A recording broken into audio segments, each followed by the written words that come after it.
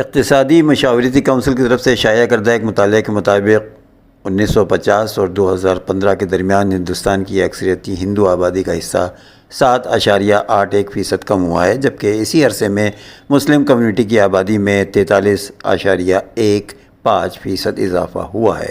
اس report میں یہ کہا گیا ہے کہ مسلمانوں کی تعداد اتنے دنوں میں بڑھی ہے اور اس طرح سے اس مدت کے دوران سکھ اور بدھ مت کی آبادی کا حصہ بالترتیب 1.85% اور 0.81% تک بڑھ گیا ہے۔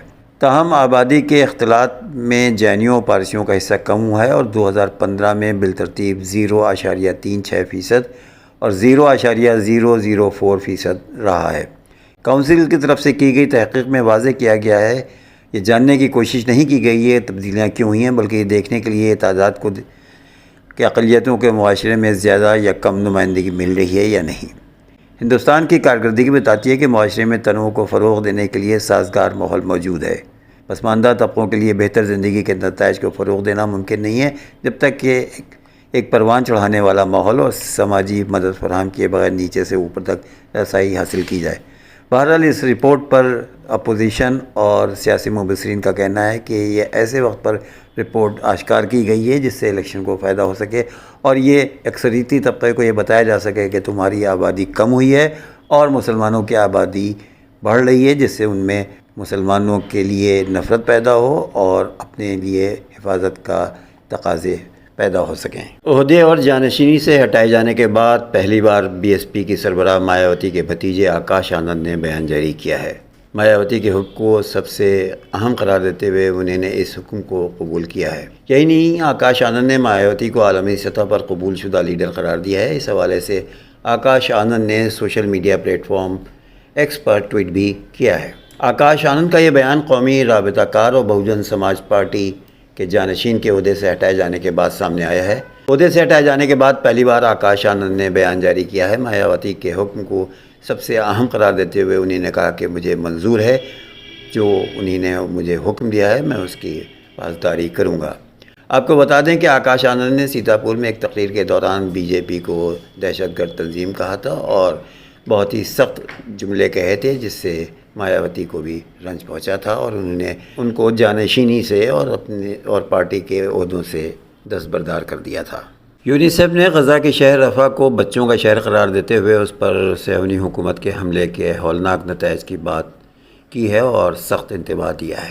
اقوام متحدہ کے بچوں کے فنڈ کے ترجمان جیمز ایلڈر نے یونیسیف کے انتباہات کو نظر انداز کرنے پر کڑی نکتہ چینی کرتے ہوئے رفح کو بچوں کا شہر قرار دیا ہے۔ اس بات پر زور دیا ہے کہ شہر پر حملہ نہیں ہونا چاہیے۔ جنیوا میں اقوام متحدہ کی پریس کانفرنس میں یونیسیف کے مذکورہ اعلیٰ عہدیدار نے غزہ کے لیے انسانی امداد کی جاری رکھنے پر زور دیا اور کہا کہ ہماری بدترین تشویش یعنی غزہ کے لوگوں کا ڈراؤنا خواب اب حقیقت بنتا دکھائی دے رہا ہے۔ جیمز ایلڈر نے اظہار افسوس کرتے ہوئے کہا کہ غزہ میں مرنے والے بچوں اور ماؤں کی تعداد اور مکانات اور اسپتالوں کی تباہی کے بارے میں دیے جانے والے انتباہ اور حیران کن اعداد و شمار کو اب تک نظر انداز کیا گیا ہے۔ انہوں نے مزید کہا کہ غزہ کے نظام صحت کے منظم تباہی کے درمیان رفح میں واقع یورپی اسپتال شہریوں کی جان کو بچانے کے لیے آخری راستہ رہ گیا ہے۔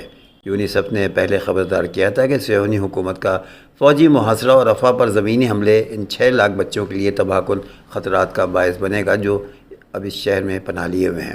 یونیسیف کے ترجمان نے خبردار کیا ہے کہ رفح میں موجود انتہائی غیر محفوظ افراد بالخصوص بچوں کی بڑی تعداد کے سبب مزید المیہ ان معصوموں کے انتظار میں ہے، جبکہ دوسری جانب تشدد کی شدت اختیار کر جانے کا امکان زیادہ اور نقل مکانی کا امکان بہت کم رہ گیا ہے۔ برطانوی پولیس نے دہشت گردی کی سازش کے شبہے میں 3 افراد کو گرفتار کر لیا ہے۔ برطانوی میڈیا کے مطابق گرفتاریاں شمالی انگلینڈ کے علاقے سے کی گئی ہیں۔ برطانوی میڈیا کے مطابق 4 مقامات پر چھاپے مارے گئے، جن میں بولٹن، گریٹ لیور، ابرم اور ہیڈلی ایریاز شامل ہیں۔ اسسٹنٹ چیف کانسٹیبل راب پورٹس کا کہنا ہے کہ گرفتار کیے گئے افراد سے پوچھ گچھ کی جائے گی، تاہم دہشت گردی کی مبینہ سازش کی تفصیل نہیں بتائی گئی ہے۔ برطانوی پولیس کی جانب سے ملزمان کے نام اور شناخت بھی ظاہر نہیں کیے گئے ہیں، تاہم میڈیا رپورٹس کے مطابق گرفتار کیے گئے افراد کی عمریں 35، 36 اور 51 برس ہیں۔ اور اب پیش ہے بالی ووڈ سے ایک خبر۔ Bollywood superstar Salman Khan کی رہائش گاہ کے باہر مبینہ طور پر فائرنگ کرنے کے الزام میں گرفتار شوٹروں سے پوچھ گچھ جاری ہے۔ رپورٹ کے مطابق بہار سے تعلق رکھنے والے شوٹر ساگر پال اور وکی گپتا کو یہ نہیں بتایا گیا تھا کہ انہیں فائرنگ کہاں انجام دینا ہے جب تک ہتھیار و گولیاں پنویل میں ان کے کرائے کے مکان تک نہیں پہنچا دی گئیں۔ قومی آواز ویب سائٹ نے لکھا ہے کہ خیال ہے کہ 14 اپریل کو باندرہ میں سلمان خان کے گیلیکسی اپارٹمنٹ میں فائرنگ کے واقعے کے 48 گھنٹے کے اندر ہی دونوں شوٹروں کو گجرات سے گرفتار کر لیا گیا۔ عدالت میں چوتھی پیشی کے بعد شوٹر ساگر پال اور وکی گپتا کو 27 مئی تک عدالتی حراست میں بھیج دیا گیا ہے۔ پوچھ گچھ کے دوران ممبئی پولیس کی کرائم برانچ کو معلوم ہوا کہ ساگر پال اور وکی گپتا کو شوٹنگ کا کام جیل میں بند گینگسٹر لارنس بشنوئی کے چھوٹے بھائی انمول بشنوئی نے دیا تھا، لیکن انہیں اس کا علم نہیں تھا۔ لیکن ہتھیاروں کی ترسیل کے بعد انہیں سلمان خان کے گھر پر فائرنگ کرنا پڑی۔ ان دونوں کو انکت نامی شخص نے لارنس بشنوئی گینگ میں بھرتی کیا تھا۔ ساگر پال اور انکت اکٹھا کرکٹ کھیلتے تھے، اس لیے وہ دوست بن گئے۔ یہ انکت تھا جس نے ساگر پال کو واٹس ایپ گروپ میں شامل کیا تھا۔ اسائنمنٹ ملنے کے بعد انکت کو ایک گینگ کی ضرورت تھی، اس کے بعد وکی گپتا کو بھی گروپ میں شامل کر لیا گیا۔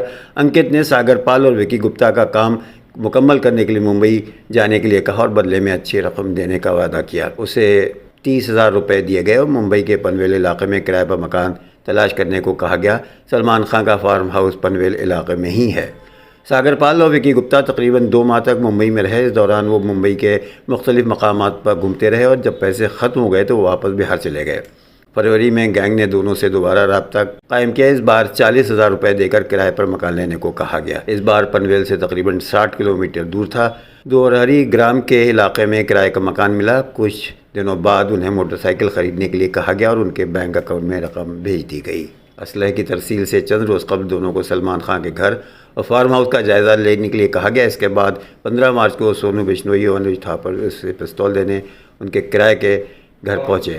بالی ووڈ کی معروف اداکارہ عالیہ بھٹ کے میٹ گالا لک کے چرچے ختم نہیں ہوئے ہیں۔ اسی حوالے سے کئی دلکش اور خوبصورت تصاویر اور تفصیلات اب بھی سامنے آ رہی ہیں۔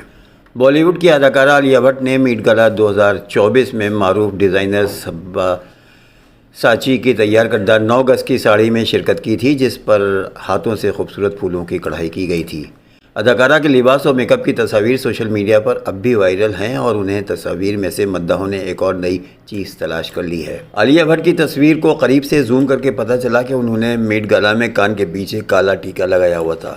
پہلے دن تو اداکارہ کے لک پر جمی نظروں کے باعث یہ کالا ٹیکا مداحوں کی نظروں سے اوجھل تھا، تاہم اب میٹ گالا کی تصاویر کو زوم کر کے مداحوں نے اسے ڈھونڈ لیا ہے۔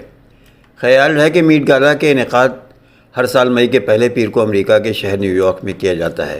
نیو یارک کے metropolitan museum of arts costume انسٹی ٹیوٹ میں منعقد ہونے والی اس تقریب میں دنیا بھر سے تعلق رکھنے والے معروف فلمی ستارے اور ماڈل شرکت کرتے ہیں۔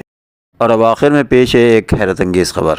چین میں خاتون کی 10 سال تک مسلسل بے لوث خدمت شوہر کو کومے سے زندگی کی طرف واپس لے آئی۔ ساؤتھ چائنا مارننگ پوسٹ کے مطابق چین کے انہونی صوبے سے تعلق رکھنے والی سن ہوشنگیا کے شوہر 2014 میں دل کے دورے کے سبب کوما میں چلے گئے تھے، جس کے بعد وہ مسلسل 10 سال تک ان کی خدمت کرتی رہیں اور ہار نہیں مانی۔ ان کو ہمیشہ سے یقین تھا کہ اس کے شوہر ٹراما سے نکل آئیں گے۔ مقامی خبر رساں ادارے کے مطابق برسوں تک کی جانے والی دیکھ بھال نے ان کے شوہر کو دوبارہ اٹھنے میں مدد دی ہے۔ سوشل میڈیا پر اس جوڑے کی وائرل ہونے والے ایک ویڈیو میں دیکھا جا سکتا ہے کہ سن ہوشنگیا اپنے خاوند کے ہوش میں آنے کے بعد ان کے ساتھ بیٹھی ہیں۔ ان کے شوہر کے چہرے پر آنسو بہہ رہے ہیں اور ان کی اہلیہ ان کو گزشتہ چند برس کے متعلق بتا رہی ہیں۔ اہلیہ کا کہنا تھا کہ اگرچہ وہ بہت تھک چکی ہیں، لیکن ان کو لگتا ہے کہ ایک بار خاندان دوبارہ مل جائے گا تو ہر چیز بامانی ہو جائے گی۔